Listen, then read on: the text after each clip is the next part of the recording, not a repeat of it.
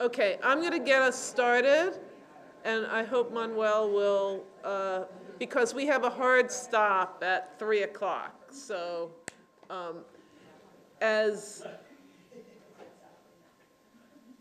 first of all, I want to reiterate thanks for your helping us reflect. And our purpose is actually a practical purpose, which is to think about what advice to anyone who's willing to listen. It's not, this is a case where it's not primarily, in fact, it's not our wonderful president who we're very, honored to be serving. But this is something that, and we don't expect to issue a report, but we may individually, or I may write something that reflects our reflections with advice to be taken or left as any future administration or commission wishes. And so what I'd actually like to ask you, as Nita so astutely looked into her crystal ball, prescient as all of our commission members are, is what one takeaway would you suggest for future bodies like our own? And it could be anything from the structure to the content to the way, one of the things we, and I'm not suggesting you have to say this, but I just need to put it in, the way we communicate, which has changed dramatically. I mean, we have webinars and everything like that. But just one takeaway from your reflections on what you have done, what you have studied and observed, and the context that we're in, and Manuel, welcome back, what one takeaway would you want to impress upon us that would be relevant for future bodies, whether they are structured like ours is or structured differently, but bodies of, and I would ask Manuel and Nandini, because we have your great, insight and intelligence, if you would reflect on what you would see as helpful for an American bioethics commission, because it is, the tradition is to make sure there is some national body whose exclusive mission, however broadly or narrowly defined, it's going to be about bioethics. And so I'm happy to begin with whomever is ready to begin, but I want to hear from all of you. Tom, your light is on, so I'm going to call on you, and then I'm just going to jump on. I just turned the speaker on. It's the equivalent of making eye contact. If you're Yeah, I'm not sure exactly what you have in mind with the takeaway, but let me sort of make up. Future Bioethics Commission, one piece of, one thing that you think is particularly important for the future. I'm going to give you two, but they won't be very, very long, but they're quite different. The one that I would sort of reiterate from what I said is the very great importance of people concentrating on human rights and bringing it into the arena of bioethics in a way in which it simply has not been done, and appallingly so. I think it really needs to be done, because that's the common language that we speak internationally, and as we continue the globalization that we've seen in all sorts of areas in bioethics, I think that should be done. Now, it desperately needs to be done. There's another one that interests me, and I started reflecting on this from the comment that Pat made, and it's also relevant to the change of context. It interests me what the place of philosophy is in these kinds of discussions that these advisory groups have. Pat said, I think you listed 4 areas of professions. Medicine, psychology, law. That was the national. And that's what I'm talking about on the National Commission. And I believe you mentioned philosophy, right? Yes. And here's what's interesting to me. There were no philosophers on the National Commission, not even one. And that's because at that time, when the National Commission was appointed, I do not think it would have been considered important to appoint a philosopher. What you had is one Protestant in religious studies and one Roman Catholic in religious studies who were in ethics. So it was thought important to appoint someone in ethics, but not in philosophy. The territory has changed. What you call the cultural context has changed a great deal in Social context, yeah, social context in bioethics, tremendously so from that period in the early 70s to today.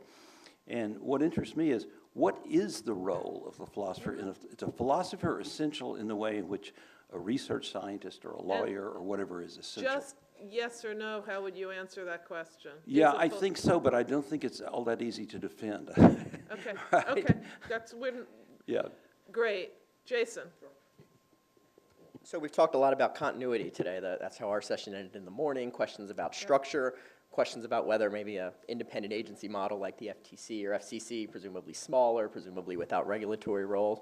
But my thought would be that the next administration should think about something as cosmetic, but perhaps as meaningful as retaining this name, right? Because these groups, there's nothing about the name that prevents a future president from structuring a commission however he or she sees fit in terms of membership, in terms of mandate. And this progression of names we've seen over the last 15 years was in part to signal a difference in how one commission approaches bioethics than the other. But again, this example of PCAST, the President's Council of Advisors on Science and Technology, is instructive perhaps. Yeah. That group's existed since 1990 under President George H.W. Bush. It's undergone many iterations. It's created by executive Yeah. order.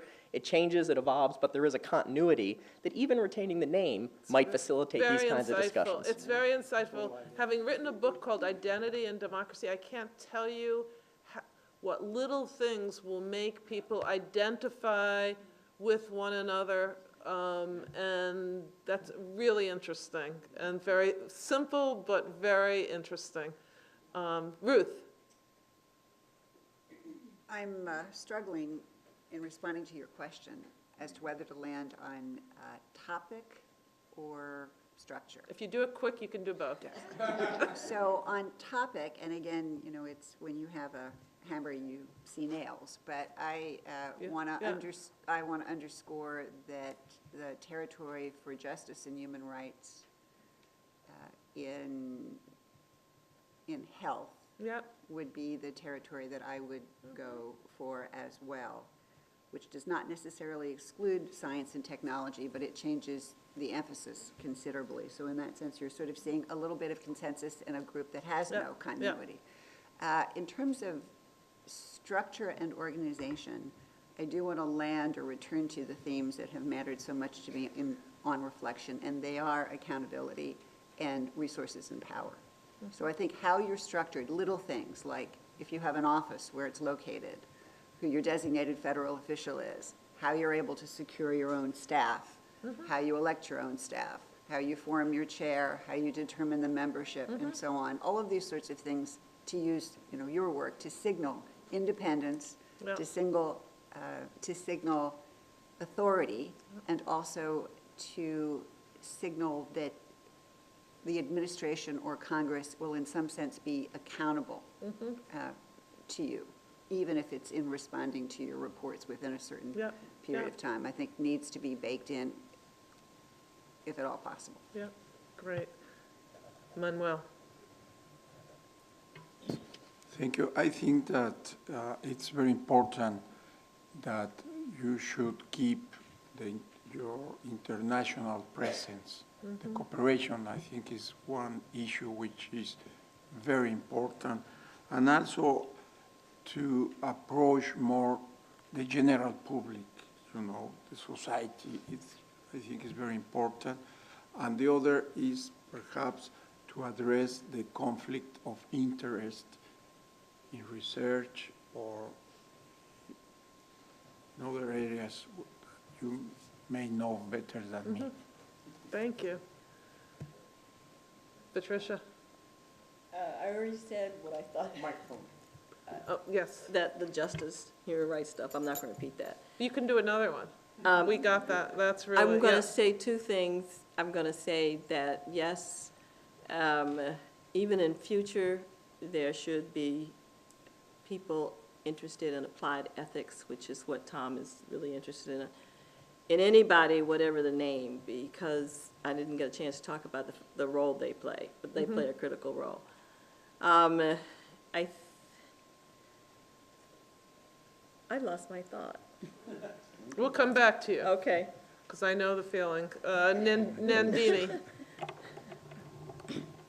Well, coming from the developing or half-developed country, I would suggest that there should be a member who is very well conversant with the international research area, because 90% of funding goes to the developing countries, and most of it is from US.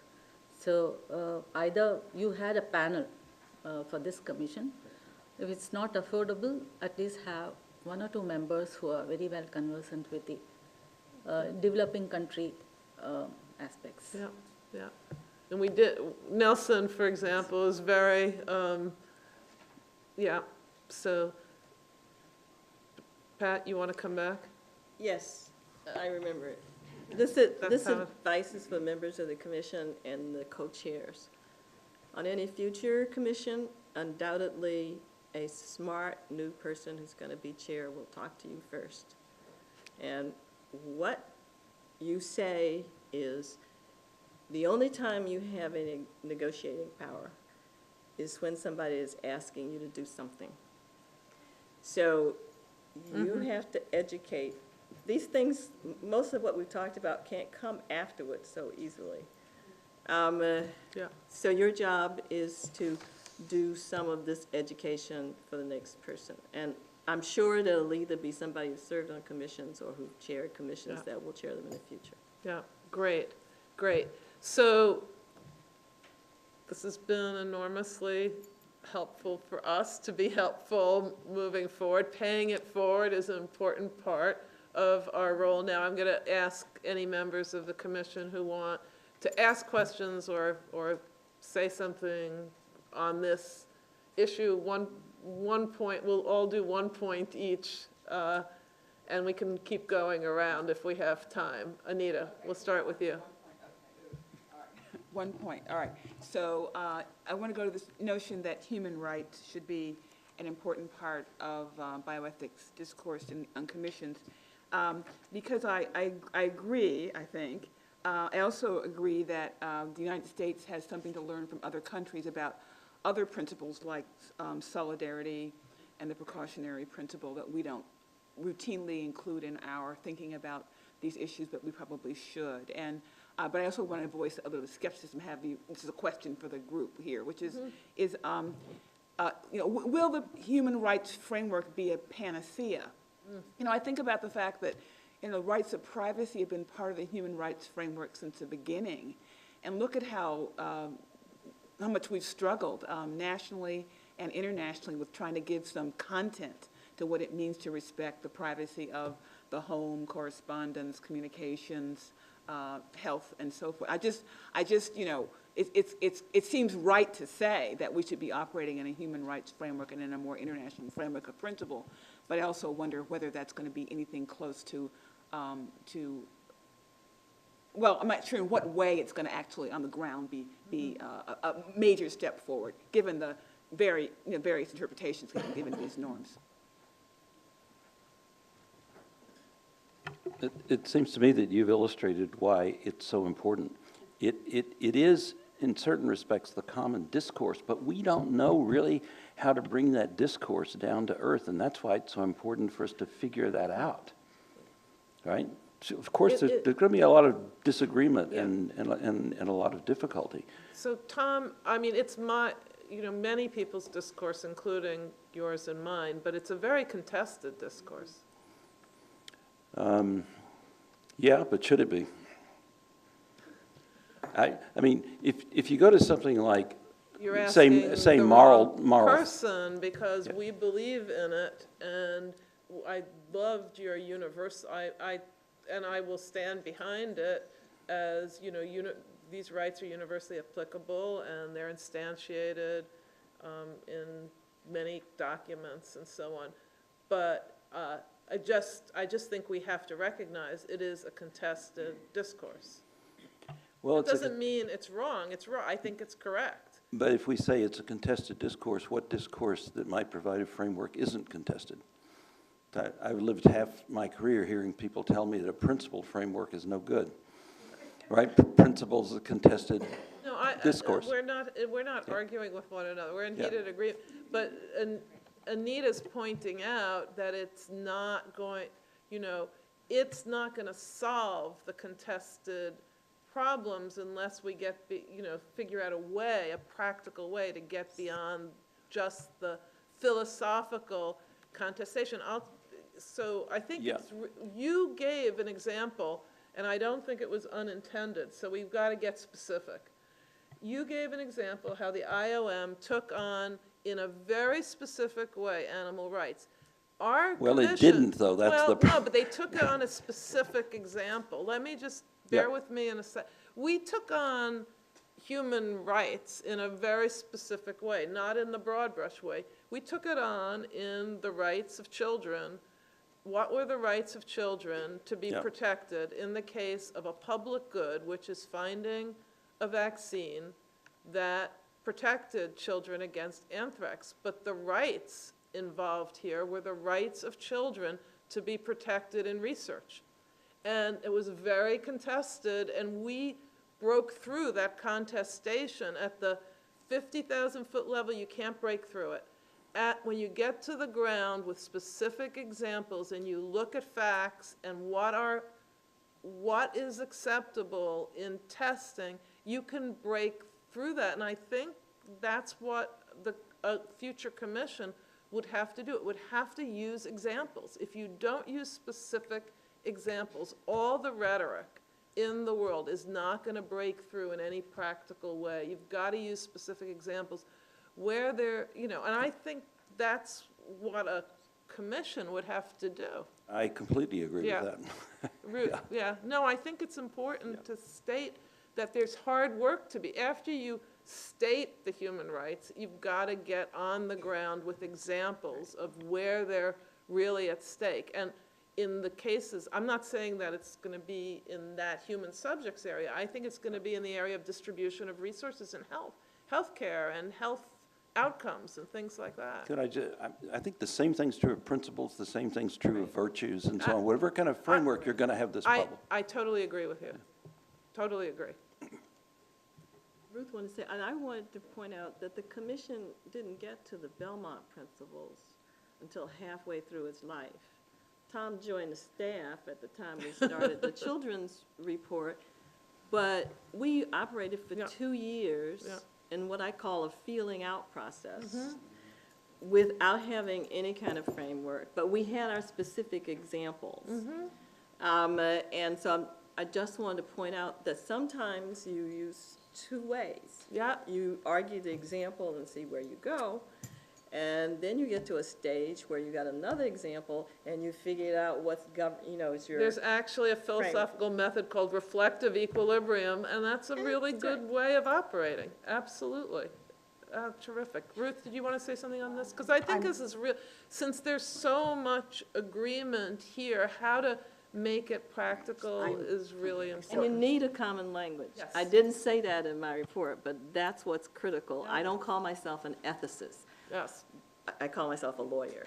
But we needed the principles ultimately because it operated in a way to pull us together and talk to each other. We had a common framework, a language, even though we were fiercely fighting. So this is very helpful because it did the same for us. It really did the same for us. Yes, Ruth. Mindful that we could spend the rest of the time talking about the relationship No. between human rights, bioethics, and bioethics commissions, but maybe we should, I don't know. In response to you, Anita, I think you are in part right? Depending on the level or point at which we're talking about human rights and human rights discourse, and I think maybe that's where you're going, Amy, as well.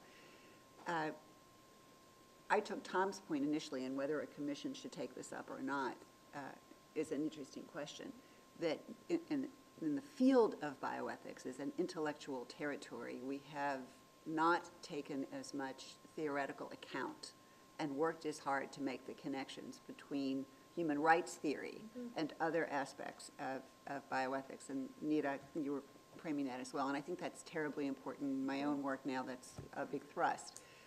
So that's a set piece, and a bioethics commission could be a forum for very creative thinking about bioethics theory, whatever that is, and human rights theory, whatever that is. That's separate from saying that human rights, either understood in an international law framework or understood in some other structured framework, is the right framework for an American national commission, right? And that, to me, is a very separate set of issues and probably a big mistake from the standpoint of the way in which an American bioethics commission can make progress and have impact, starting with human rights as your frame, might be not necessarily politically the best way to get launched or started. Politically. Right, so the art form becomes, right, how you could, in the structure of a commission going forward, if the commission were in fact given the remit or the responsibility, or at least the opportunity to take on questions of justice, right, inequalities, which is the term that's more, maybe, or inequities, right, inequities in American health as a frame, there's a big frame, a way for that commission to understand its charge as connecting considerations of inequities and equalities with human rights, which is a natural and easy to do thing afterwards, right? Sort of in the structure that you put together for yourself as a commission. Steve, were you? Okay. Amy, could I Christi- just say one, like 30 seconds in Yes. response? Because Yes. I think that there's a lot of agreement here. And one thing I think that I've been trying to do put you on in my this. own Yeah. work is to, I mean, I use the human rights discourse when I need to elevate particularistic concerns about inequality or privacy, when people seem to not take them seriously. But look, human rights. Yeah. So I took Tom's suggestion to be almost in the opposite direction. Let's start with human rights in order to figure out what we should be doing in bioethics. But I kind of tend to see it the other way around, but almost just because we haven't been, in this country, accustomed to using a human rights discourse as our starting place. I have Christine on the list. Thank you all. I'm going to change the subject, so I hope that's okay. Yeah, please, yeah. I had two things that I wanted to ask. One was, it seems like an important role for bioethics commissions is educating or making the public aware. And I didn't hear anybody talk about the public.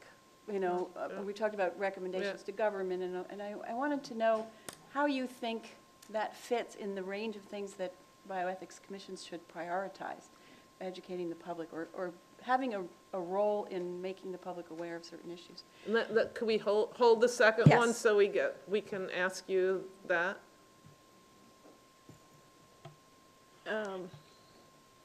I think all public bodies have to respond to the public, and so I think that's an important question. And I think everybody holds hearings, but I think you're going beyond that. I think trying to get public input, except on, if you want to talk, you can talk, to get meaningful input is very difficult, and is something to have to spend a lot of time thinking about. And maybe commissions shouldn't be as responsive as we tend to be. When I say, you want to talk, we'll let you talk. We do a little bit of going out and saying, I would like to hear from you. Perhaps that's something commissions need to do more. I was intending to talk about community involvement, because that's the way I think about it, and I omitted in my discussion. But I think that if we can figure out a process, and I'm hazy about that, that would be a major step for commissions. It's not only education, but it is also hearing a different voice. And I think that's important too. And I think that that's something, at least the bodies I've served on, we've listened to a lot of people, but it was less thoughtfully done or structured than I think it should be. It is hard, it's very hard.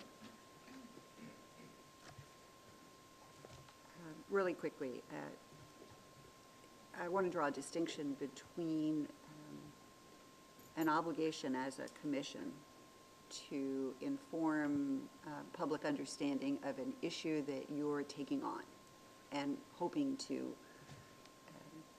make a recommendation about, for example.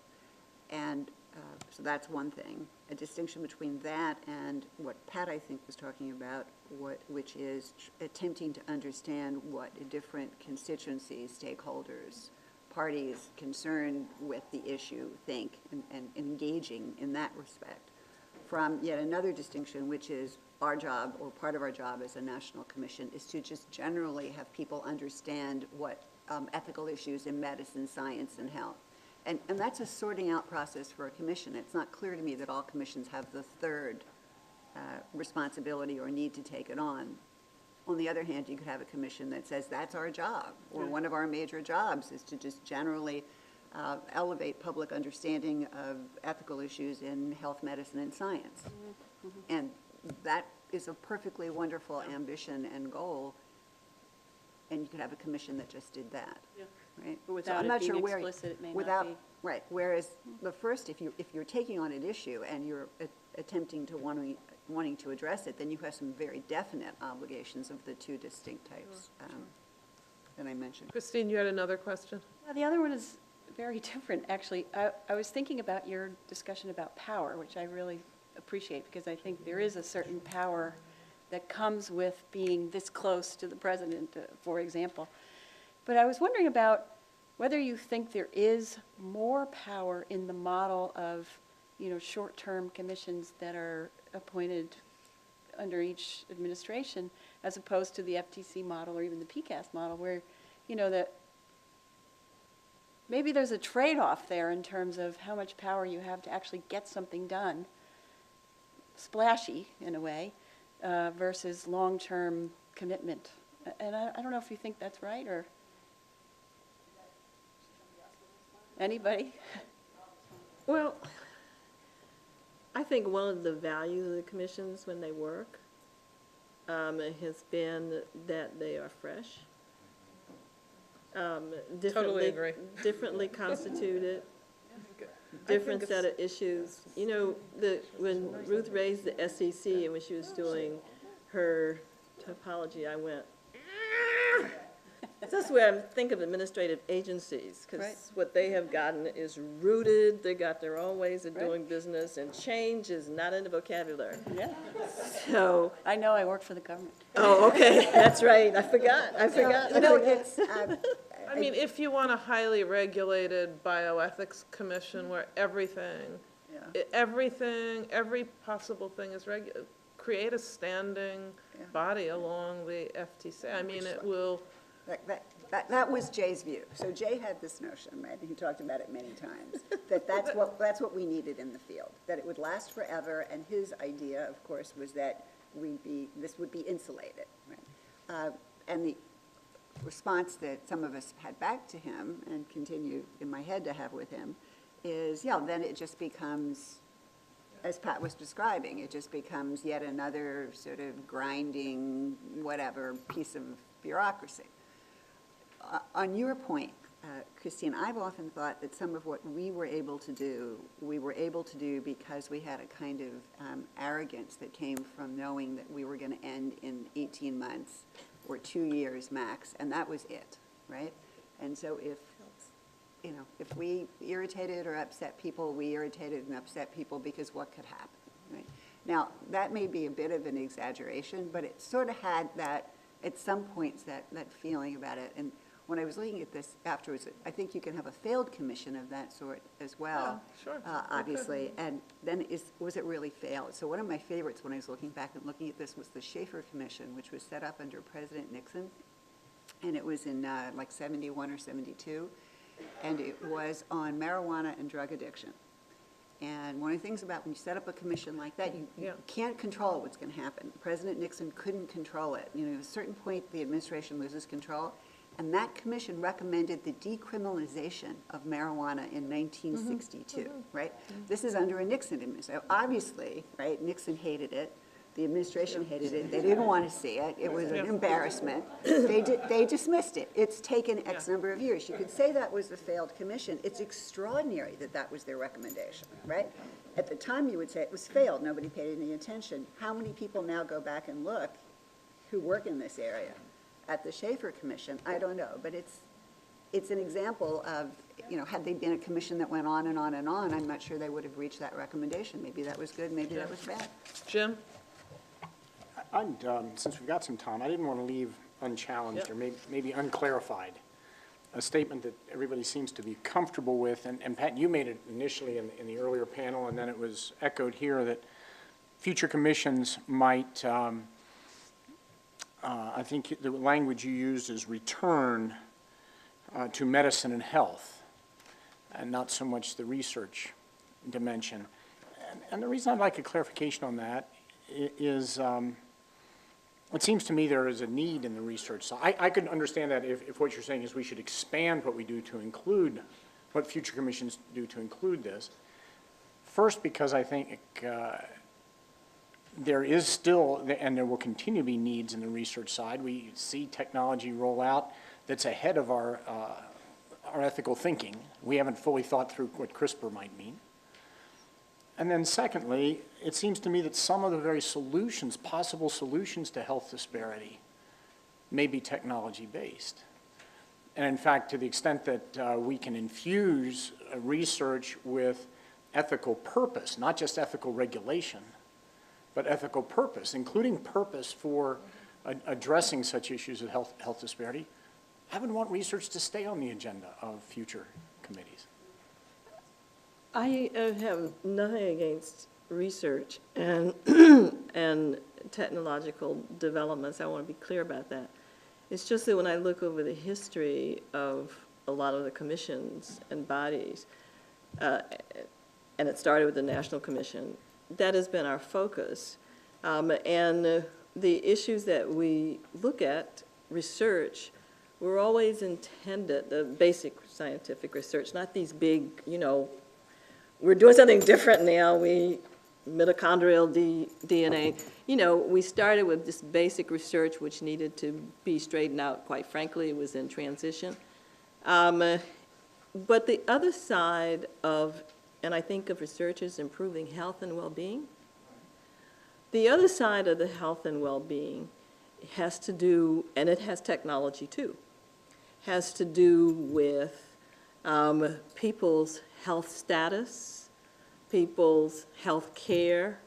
And to me, my circle includes research and the other. And from where I look, we've spent, with the exception of the commission of which Alex Capron was the executive director, we've spent a lot of time on the research side. But I see research as a way of getting to an end. And we have missed, I think, given that that commission was in the 1980s, we haven't spent a lot of time. I'm not talking about healthcare legislation. I'm not even talking about regulation.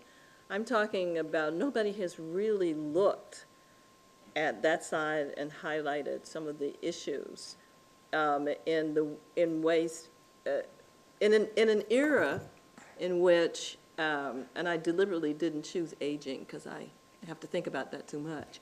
But in an era where our delivery systems are changing rapidly, where we have technological advances that go to the care side as well, where there's a big need for education, it's sort of, we have sort of ignored it. That's basically what I'm saying. So your call is to include it. It's not necessarily to shift. And not, but when I said a rather shift, to expand. we need a shift for a while.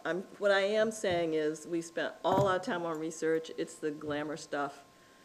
The hard stuff is looking at who benefits and how on the other side. I include it all, but I do think we've given a disproportionate amount of attention to the research side. Can I make a small footnote to that, although I think it's an important subject? The National Commission took up the question, should there be regulation of medicine, not just regulation of research?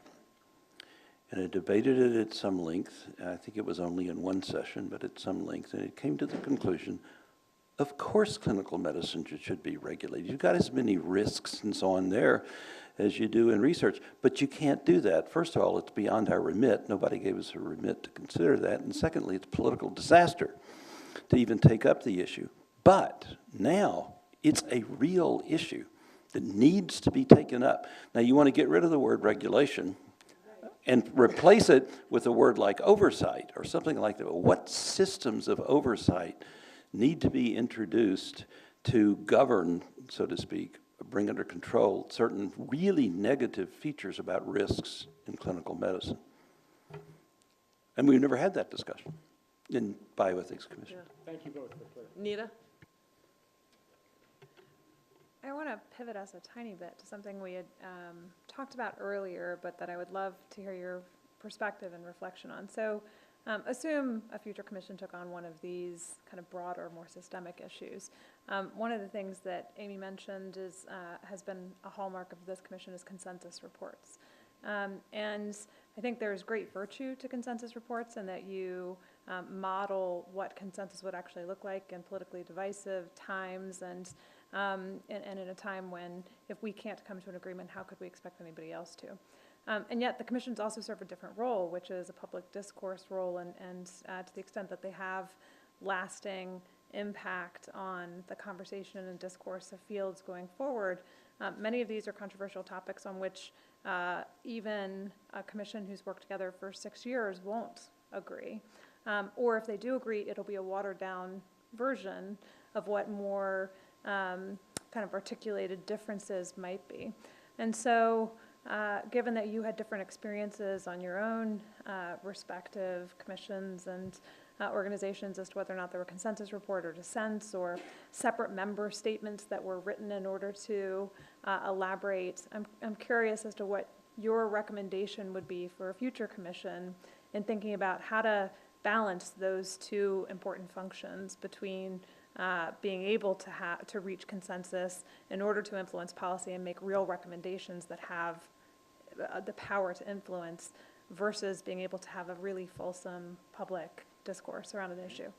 And please take into account the context we're living in and will be continued to live in, which is social media. A commission like this will not, our deliberations are a kind of model of civility, but there's not a chance that how we deliberate is going to significantly affect the way people who want to be in the public eye and carry big constituencies with them will deliberate. Just have to put a reality principle into this.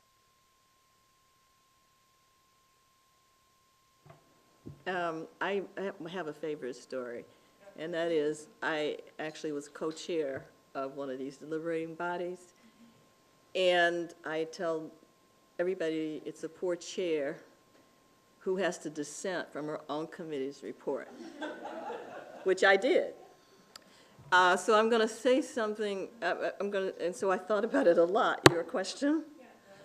I think when you move, consensus gives impact, and everybody has to understand that. So that's what you work on.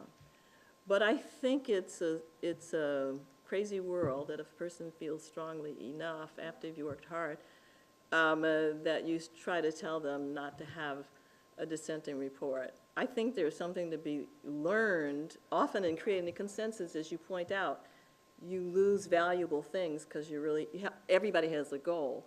One of the ways of conveying the richness of a disagreement, I believe, is the capacity to dissent. And if everybody understands the upside and the downside, I'm all with it myself. And I think it's important for us to say, if anybody feels strongly enough and has reason to feel strongly enough to have to issue a dissent, that should be the case. That where, this group is in consensus on that as well, that we would never, never block a dissent, but we shouldn't, in the context we're living in, glorify what dissent. What consensus means. Yeah, I mean, right, we shouldn't underestimate what you need to move forward, but also that it's important to be able to dissent, absolutely. But, I don't and, know if that answers her question. but could you say, I'd be interested, because I may be the only, am I the only one? I don't know, you were the head of a group that you had to dissent The from. embryo So- research panel. Could you That- say why? I mean, what happened? I think it's, would you be willing? I think it's important. What happened was, as you can imagine, this was pre-stem cells, but the embryo research, we all knew stem cells was coming.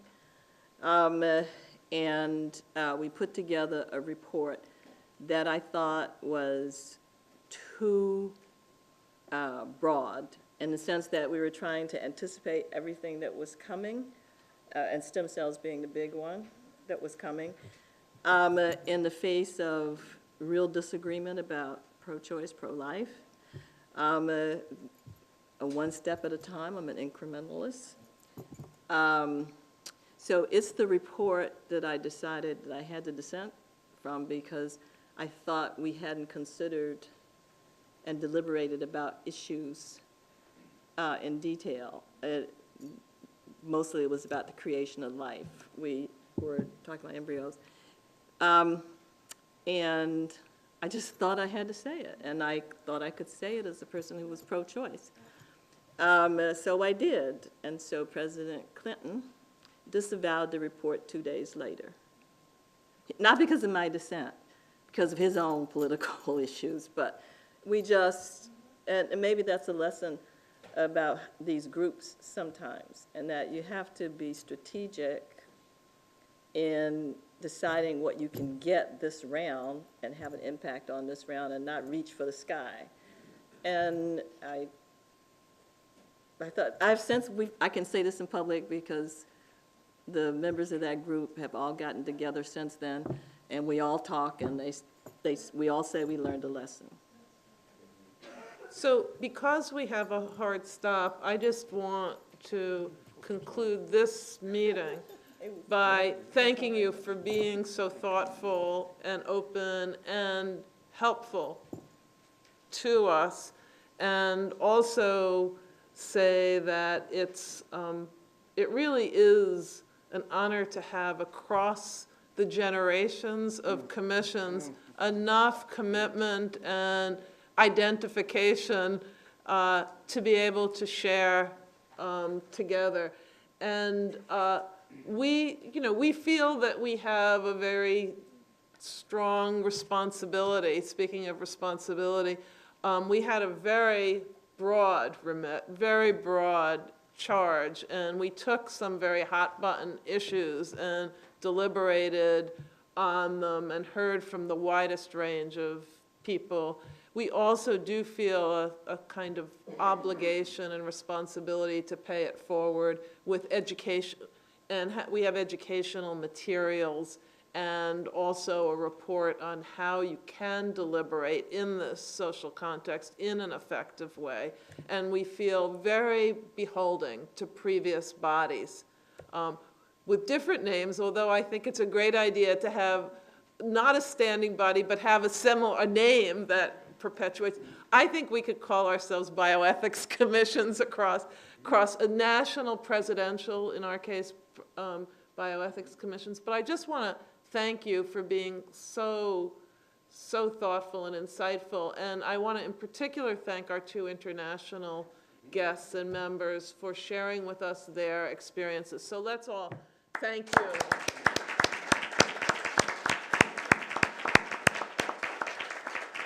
I do want to remind everybody that our website, bioethics.gov, is alive, and you can put any comments on it, and we are going to work in a way to make sure there is an easy way of accessing. My fantasy, it's not a science fiction fantasy, is to have an app which anyone can go to, but whatever it is, we're going to make sure there are ways of accessing this over time. And I also just want to take the opportunity of thanking our wonderful commission members for your service. So thank you very, very much. And I want to ask Jim Oh, just Wagner, our add- vice chair, to have the final word, but thank everybody in the audience and our wonderful staff as well. Actually, no final word to add, except again, thanks to all of our guests. Thanks to the commissioners. Amy, thanks to you for your leadership. And with that, I assume we stand adjourned? Safe travels, everyone. Thank you.